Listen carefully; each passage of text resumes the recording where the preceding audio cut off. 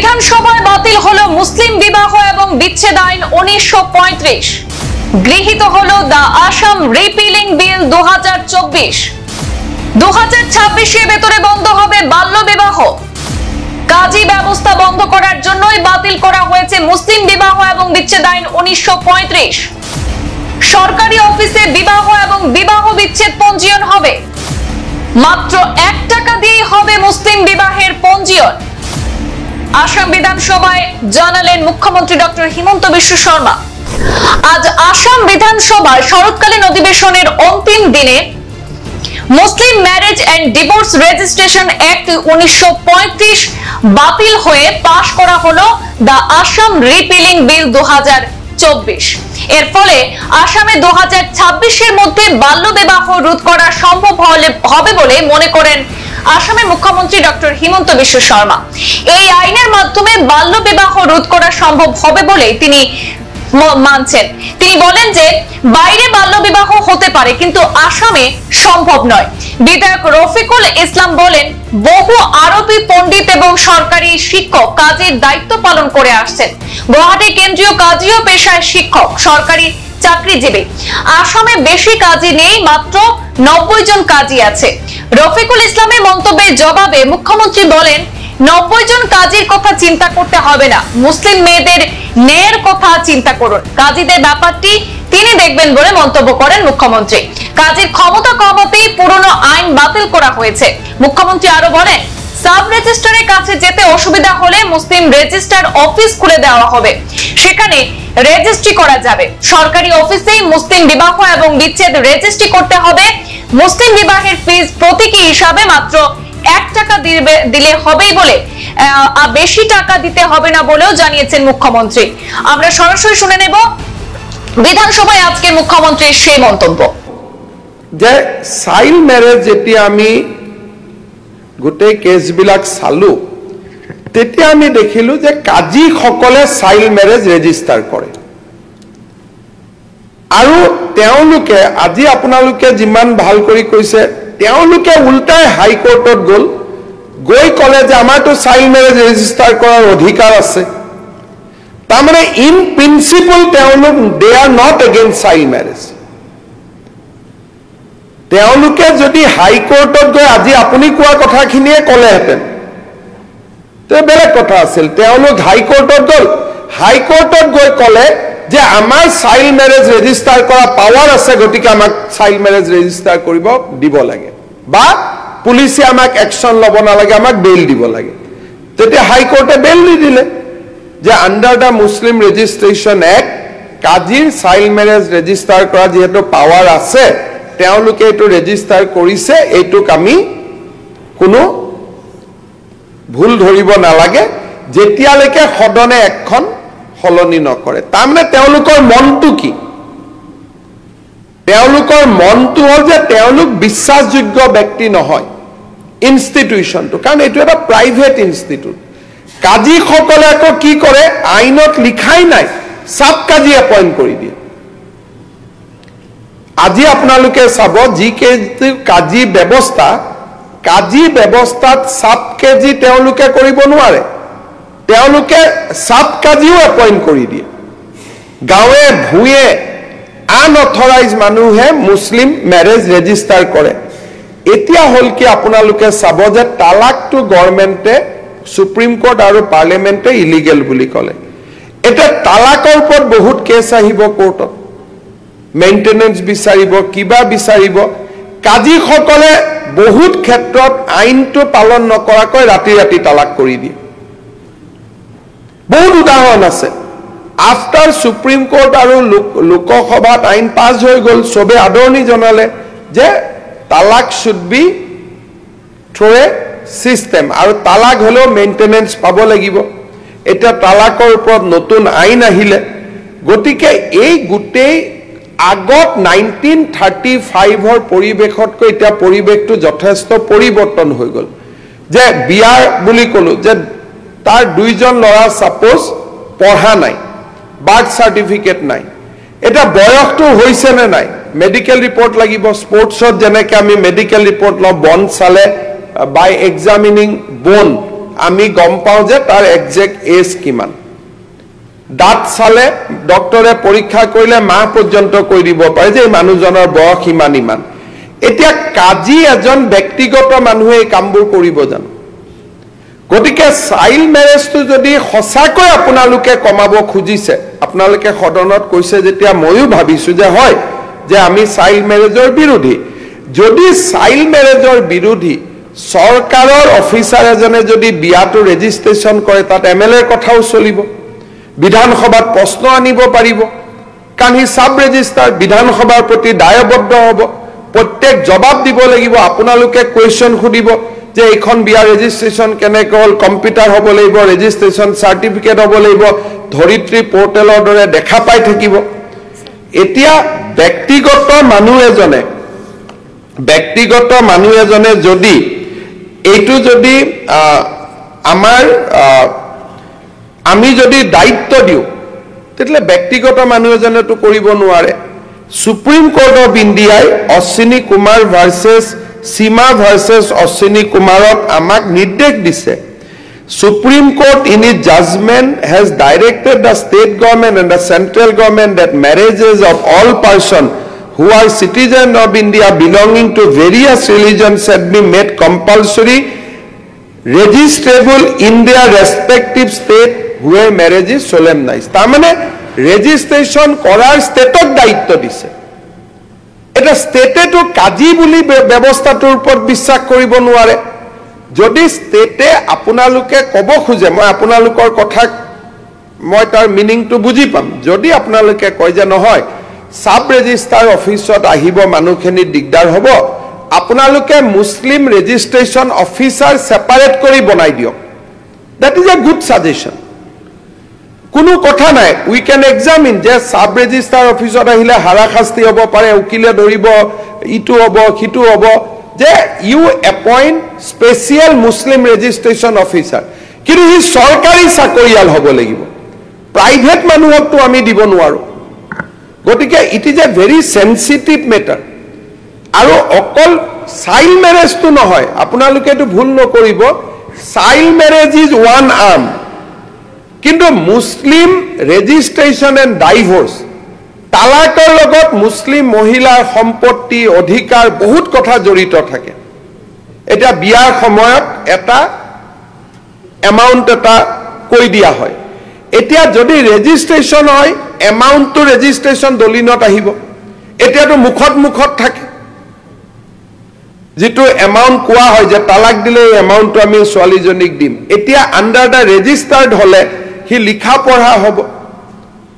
এতিয়া আগত হলে কাজীয়ে নিজৰ পেজটোকে বদলাই দিব পাৰে তাৰটো কোনো গ্যাৰান্টি নাই যদি কাজীয়ে মুছলিম বিয়া ৰেজিষ্টাৰ কৰিব পাৰে তে মাটিবাৰী ৰেজিষ্টাৰ কৰিবৰ কাৰণেও আমি কাবাক প্ৰাইভেট মানুহক দায়িত্ব দি দিব পাৰো দুইটাটো একেই কথা হেকানে কাজী সকল মুটাটো আহিছিল 35ৰ পৰা তেওঁলোকে আজিলৈকে চলালে এতিয়া নতুন ব্যৱস্থা তাক সময় দিয়াৰ সময় আহি পৰিছে যেটো কনকাৰেন্ট লিষ্টৰ কথা কৈছে গভৰ্ণৰ তাত বিল যাব গভৰ্ণৰে যদি ভাবে যে assent of president is required প্ৰেসিডেন্টলৈকে যাব যদি গভৰ্ণৰে ভাবে কিন্তু কনকাৰেন্ট লিষ্টত কাজীৰ ব্যৱস্থাটো আমাৰ স্বাধীন ভাৰতত সেইখন আইন কম্পালসৰি আইন হয় নে নহয় হেতু ৰাজ্যপাল মহোদয়ে চাব তেওঁৰ এটো অধিকাৰ ক্ষেত্ৰ তেওঁ যদি ভাবে যে কোনোবা এখন স্টেট এক্ট এমেন্ডমেন্ট কৰোতে কোনোবা সেন্ট্ৰাল এক্টৰ লগত কনফ্লিক্ট হৈছে then he will withhold the assent and he will send it to the president of India আর president of India যদি assent দিয়ে সেন্ট্রাল এক্টৰ লগত কনফ্লিক্ট হলেও আমাৰ বিধানসভাৰ আইনখন সাৰ্ভাইভ কৰিব আৰু এটো কয় state amendment to the central legislation গতিকে এই ক্ষেত্ৰত মই ভাবো যে এটা ভুল ধাৰণা যাব না লাগে যে we are amending the Sharia Act no we are only repealing the Muslim Registration Act কাৰণ সুপ্ৰিম কোৰ্টে 2006 চনত ভাৰ্ডিক দিয়াৰ পিছত 1935 ৰ একখন অলৰেডি অবসলেট হৈ গৈছে আমাৰ গুৱাহাটী হাইকোৰ্টেও যেতিয়া জাজমেন্টখিনি দিছিলে তেওঁলোকেও এইটো বিবেচনা কৰা নাছিলে যে সুপ্ৰিম কোৰ্টে অলৰেডি ষ্টেটক অৰ্ডাৰ দি থৈ দিছে যে এইটো আমি এমেণ্ড কৰিবই লাগিব, কম্পালসৰি ৰেজিষ্ট্ৰেশ্যন কৰিবই লাগিব। আৰু যদি আমি কম্পালসৰি ৰেজিষ্ট্ৰেশ্যন কৰিবই লাগে তেতিয়াহ'লে why will do it with a private people? কাজীসকলটো প্ৰাইভেট ব্যক্তি, সাব ৰেজিষ্টাৰে কৰিলে এছেম্বলিত কুৱেশ্যন আহিব, ডকুমেণ্ট পোৰ্টেলত আহিব, চাব পাৰিব, নিয়ম হ'ব, এইটোতো মুছলিম মানুহৰ কাৰণে ভালহে হ'ব। গতিকে কাজী এটা কথা মোৰ আছে, এতিয়া যিটো কাজী ৰেজিষ্ট্ৰেশ্যন হয় এইটো ৰেজিষ্ট্ৰেশ্যন ফি নালাগে, ইয়াতো ফিজ নোহোৱা কৰি দিম। এইটো আপুনি এইটো দেখিব। আমাৰ যিটো মহাৰণা হয় এতিয়া 4 লাখ 5 লাখ হয়, ৰেজিষ্ট্ৰেশ্যন যদি ভেলু 5 লাখ হয় তে মানুহবোৰ মৰি। এইটো ক্ষেত্ৰত মই আপোনাৰ লগত একমত যে মুছলিম মেৰেজ ৰেজিষ্ট্ৰেশ্যন কৰোঁতে আমি চিম্বলিক 1 টকা ল'ম। থেংক ইউ, এইটো হ'লে ভাল। কাৰণ আমি পইচা ইনকাম কৰাৰ কাৰণেতো এইটো কৰা নাই, জাষ্টিছৰ কাৰণে আনিছোঁ। গতিকে মোহৰ ৰেজিষ্টাৰ কৰোঁতে যদি 5 লাখ হয়, 5 লাখৰ ওপৰত যদি ৰেজিষ্ট্ৰেশ্যন ফিজ ল'ব যায় এইটোতো উল্টা হৈ যাব। সেইকাৰণে মই আপোনালোকক এছুৰেঞ্চ দিলোঁ যে Muslim marriage will be registered as a symbolic fee of ₹1, 1 টকা। কাজিয়াটো 1 টকাত কৰি নিদিয়ে। অধ্যক্ষ মহোদয়, এই বস্তুখিনি আমি নিউ যিটো এক্ট আহিছে তাত আমি ডিছকাশ্যন কৰি লওঁ। এতিয়া ৰিপিলত যিখিনি কথা পাতিছোঁ এইটো ইৰিলিভেণ্ট অলপমান। ঠিক আছে, মই ইৰিলিভেণ্ট। আমি এতিয়া ৰিপিল এক্টৰ কথা পাতিছোঁ, এতিয়া নতুন কম্পালচৰি এক্টটো আহিব তেতিয়া আপোনালোকে আৰু পৰামৰ্শ দিব। কিন্তু আজি মই আহিব নালাগে, ক্লাব কৰি ডিছকাশ্যন কৰিলেও বেয়া নহয়। যদি ৰিপিলিং বিল আৰু নিউ বিল দুটা ক্লাব কৰি যদি আপোনালোকক এটাই কথা ক'লো যে মুছলমান মানুহৰ ভালৰ কাৰণে আপোনালোকে ছেকেণ্ড এক্টখন আহিবৰ সময়ত যিমান পৰামৰ্শ দিব মোৰ মাইণ্ড ক্লিয়াৰ আছে, যিমান পজিটিভ পৰামৰ্শ দিব। খালি মোৰ এটাই কথা যে যিটো আমিনুল ইছলাম ডাঙৰীয়াই কৈছে যে এমেণ্ড কৰিলেও হৈ গ'লহেঁতেন, আমাৰ মতলবটোৱে হৈছে কাজিক বিদায় দিয়া। গতিকে এমেণ্ড কৰিলে আমাৰ কামটো নহয়, কথাটো বুজি পালেতো। সেইকাৰণে আমি এমেণ্ডমেণ্ট ৰাস্তাত যোৱা নাই, ৰিপিল কৰিছোঁ। আৰু কাজীসকলক ইয়াৰ পৰাই মই ধন্যবাদ জনাইছোঁ যে ইমান দিনে আপোনালোকে কষ্টকৰ কাম এটা কৰিলে, আৰু ইমান কোৰ্টে টোৰ্টে ঝামেলা কৰা আপোনালোকৰ কি প্ৰয়োজন আছে যোৱা অহা কৰা। গতিকে আপোনালোকে ৰেষ্ট লওক। ময়ো বহুত খেজুৰ খালোঁ, তেওঁলোকৰ আঁতৰো দিলে, তো চব ঠিক আছে। কিন্তু খেজুৰ আঁতৰ মোৰ তাতো আহি আছে, কিন্তু হ'লেও আমি স্থিতপ্ৰজ্ঞ হৈ থাকিব লাগিব। কৰি দিলে ছাৰ মানি ল'লেহেঁতেন, তেওঁলোকে মানি নল'লেহে ভাল। না 8A তেওঁলোকে প্ৰভিজন আছে কাৰণে কৰিব। তেওঁলোকে আপোনাৰ মতেই কৰিব। তেওঁলোকে নাই শুনক, তেওঁলোকে মানি লোৱা নোলোৱাৰ ওপৰত বিধানসভা কেনেকে চলিব? তেওঁলোকক খালি আমি ধন্যবাদ জনাইছোঁ যে ইমান দিন আপোনালোকে এটা কষ্টকৰ কাম এটা কৰিলে, আমি শুক্ৰিয়া দিছোঁ তেওঁলোকক। কিন্তু আজিৰ পৰা আমি তেওঁলোকক বিদায় দিছোঁ, সেইটো কাৰণে এইখন ৰিপিলিং আইন।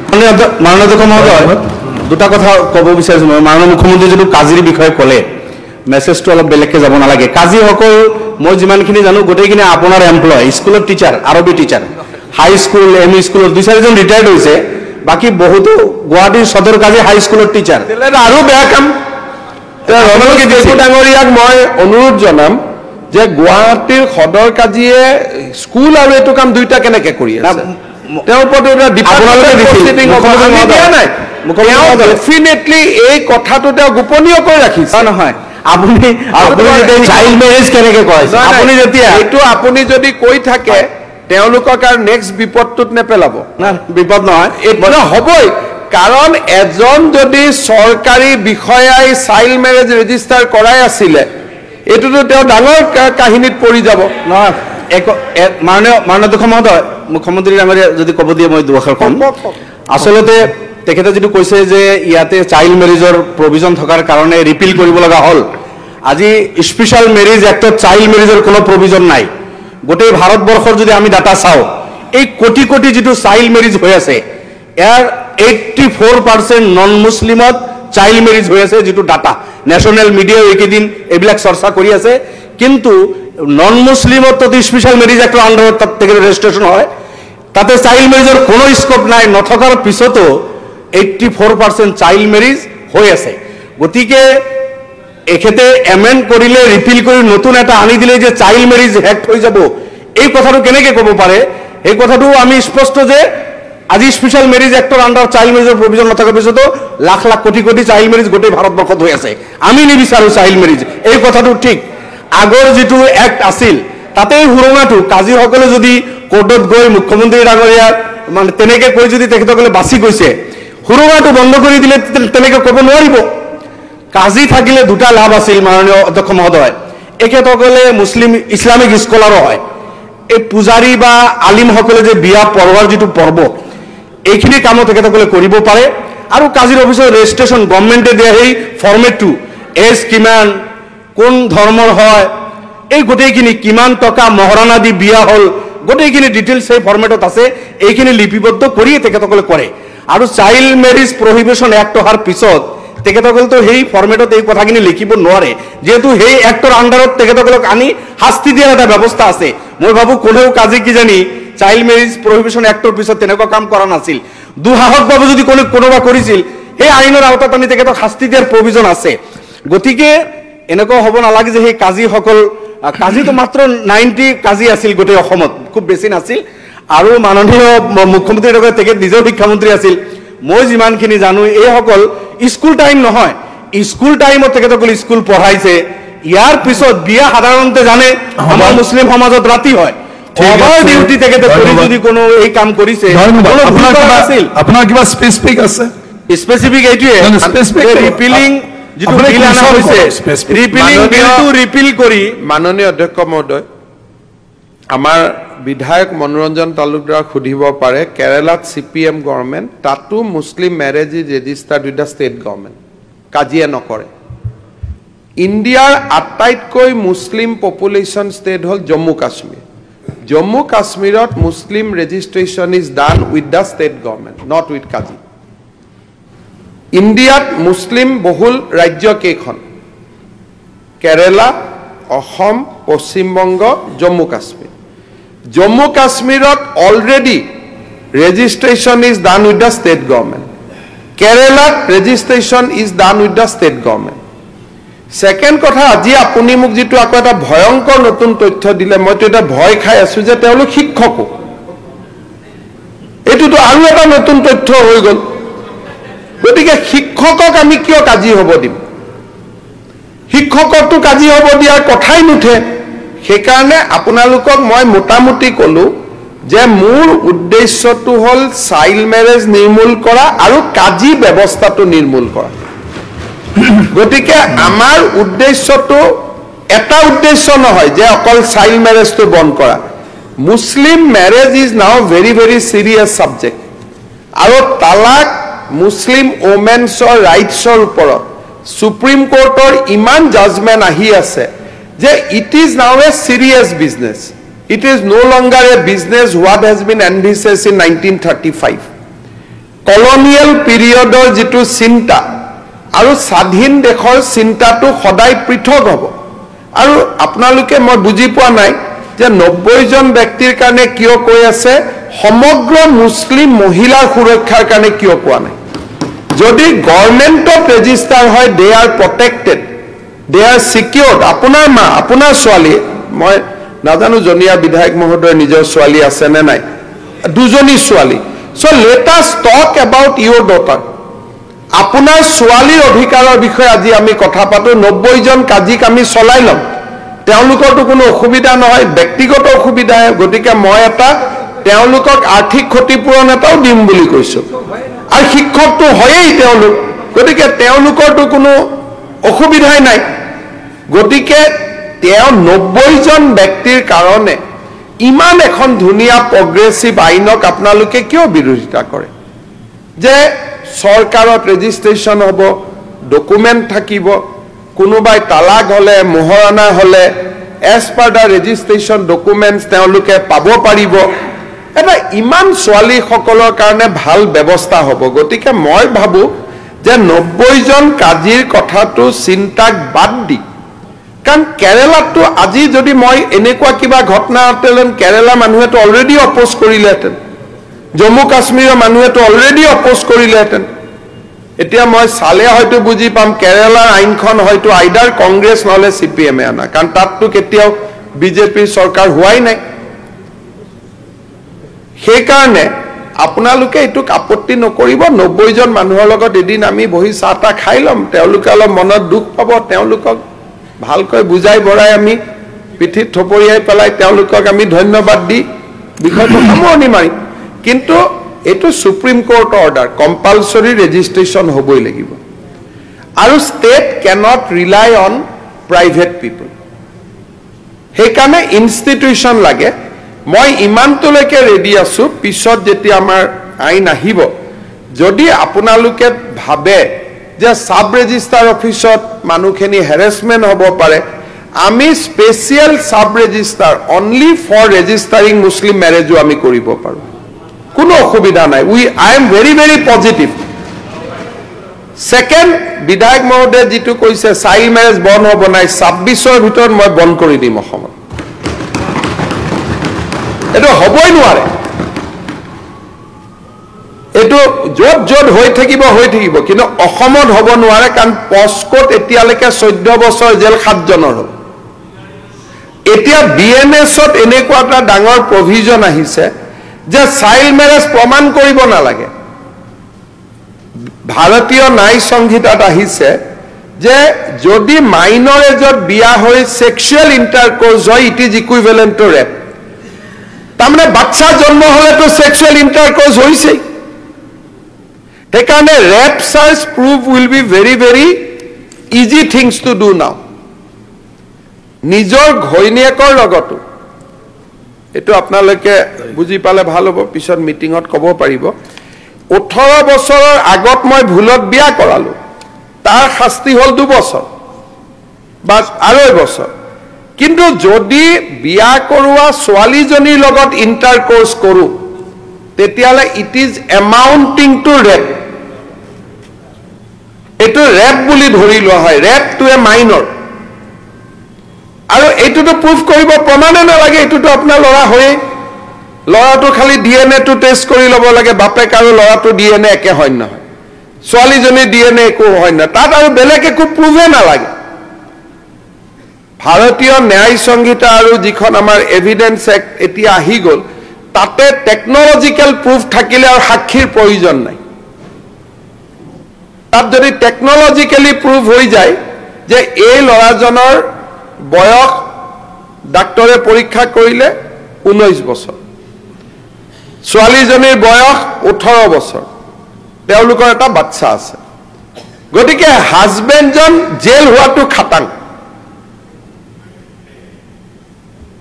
সেইকাৰণে ইমান সহজ হৈ আছে ব্যৱস্থাটো যে ইয়াক বন কৰোতে আগতকৈ এতিয়া বিএনএছত ভাৰতীয় ন্যায় সংহিতাত বহুত ইজি হৈ গল মই সদনক এটা অনুৰোধ কৰিম যে আপোনালোকে যদি কৈ থাকে চাইল্ড মেৰেজ হৈ আছে হৈয়ে থাকিব এইখন কৰিলে এই যেটো কথা মই যোৱা কালি কৈছিলো যে আপোনালোকে বেয়া পাই গল যদি মুছলিম ছোৱালীৰ ক্ষেত্ৰতো আপোনালোকে আমাৰ লগত থিয় নহয় আপোনাৰ নিজৰ ছোৱালীজনীৰ ক্ষেত্ৰতো দুজনী ছোৱালী থকাৰ পিছতো যদি ছোৱালীৰ ন্যায় কাৰণে আপুনি থিয় নহয় আপোনাৰ ছোৱালীতকৈ কাজি আপোনাৰ কাৰণে বেছি মৰমৰ হ'ব পাৰে নেকি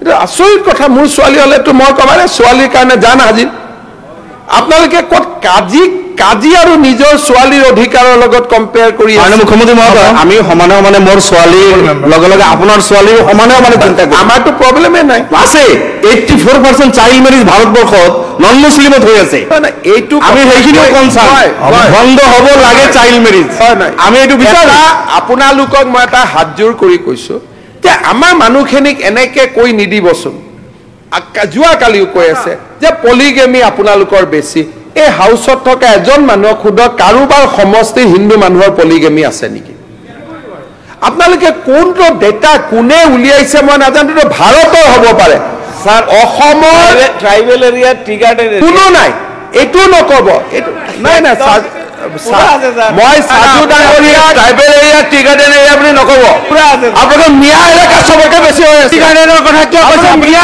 এলেকাত বেছি প্লিজ আপোনালোকে আপোনাৰ ঘৰত চাওক আপোনালোকৰ ঘৰত টি গাৰ্ডেনৰ কথা কিয়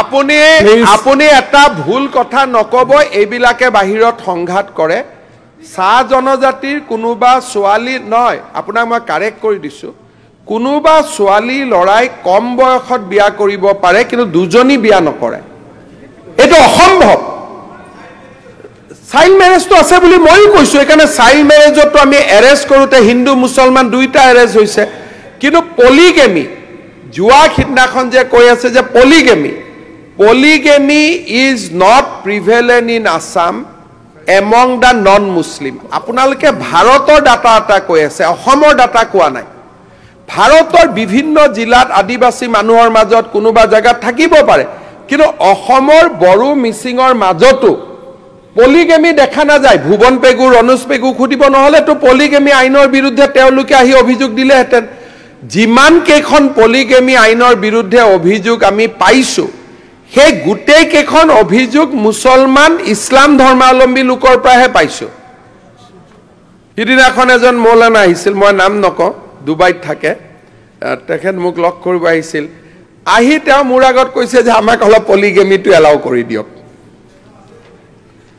মানে আপুনি এটো বন্ধ নকৰিব তেতিয়া মই তেওঁ খুদিলো যে কি কাৰণে লাগে তেতিয়া তেওঁ মোক কয় জিতু কৈছে আৰু ইয়াত ক'ব নোৱাৰি জিতু কাৰণ তেওঁ কৈছে যে এজন ডাঙৰ মৌলানা এটা জমিয়তৰো নেতৃত্ব দিয়ে গতিকে মই আৰু বেলেগ ক'ব নোখোজো শুনাৰ পিছত মোৰ মনটো আৰু ডাঠ হৈ গ'ল যে এটো বন্ধ কৰিবই লাগিব কাৰণ it is amounting to exploitation of female আৰু ফিমেল মানে মোৰ ছোৱালী আপোনালোকক মই এটো কথা ক'ব খুজিছো যে আমাৰ চাহ বাগিচা অঞ্চলত জনজাতি অঞ্চলতো চাইল্ড মেৰেজ আছে নোহোৱা নহয় কিন্তু পলিগেমি নাই দুজন তিনিজন বিয়া কৰোৱাটো নাই কাৰণে ভুল তথ্য যাব নালাগে যেটো আছে আছে হেতুৰ কাৰণে আমি তাতো কথা পাতি আছো child marriage is not against Muslim আমি যে কৈ আছো যে চাইল্ড মেৰেজ বন্ধৰ অভিযান আপোনালোকে গাত পাতি লবই নালাগে এৰেষ্ট কৰা লিষ্টত যদি চাই তাত দেখিব হিন্দু আছে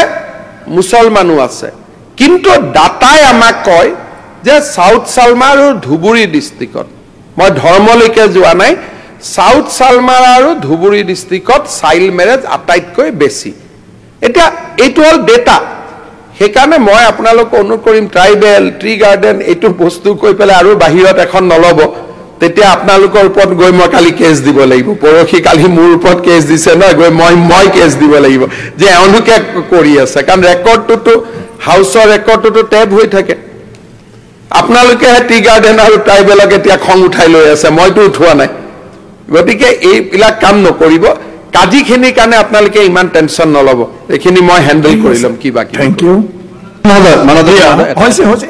কাৰণে আমি কোৱা নাই ৰিপ্লাই দিলে হয় দুই চাইটা অলপ কনফিউজন হৈছে আৰু ইমান কি ৰিপ্লাই লাগে আৰু সব কথাই কৈ দিলে কভাৰ কৰিলে না এটা কথা মাননীয় মুখ্যমন্ত্ৰী ডাঙৰীয়া কৈছে যদি স্টেট লেজিসলেশন এটা সেন্ট্রাল রেগুলেশনের লগত যদি কন্ট্রাডিক্ট হয় needs a approval from the president মাননীয় অধ্যক্ষ মহোদয় কথাটো আপুনি যেটো আইনৰ কথা কৈছে মই আপোনাক খুধৰাই দিছো কন্ট্ৰাডিক্ট হয় নে নহয় এটো গভৰ্ণৰে চাব যেতিয়া আমি বিলখন এসেন্টৰ কাৰণে পঠাম হাউসে নাচাই হাউসে আইনখন পাস কৰিব আগতীয়াকৈ অনুমোদন নহয় হাউসে আইনখন 254 অফ দা কনস্টিটিউশন পঢ়িল আগতে হাউসে পাস কৰিব ৰাজ্যপালে বিবেচনা কৰিব যে এই আইনখনে কিবা আইনৰ লগত কন্ট্ৰাডিক্ট কৰে নেকি যদি তেওঁ ভাবে কন্ট্ৰাডিক্ট কৰে তেওঁ ৰাষ্ট্ৰপতিলৈকে পঠাব সংবাদ এই পৰ্যন্তই ফিৰছি পৰবৰ্তী অন্যান্য আপডেট নিয়ে ধন্যবাদ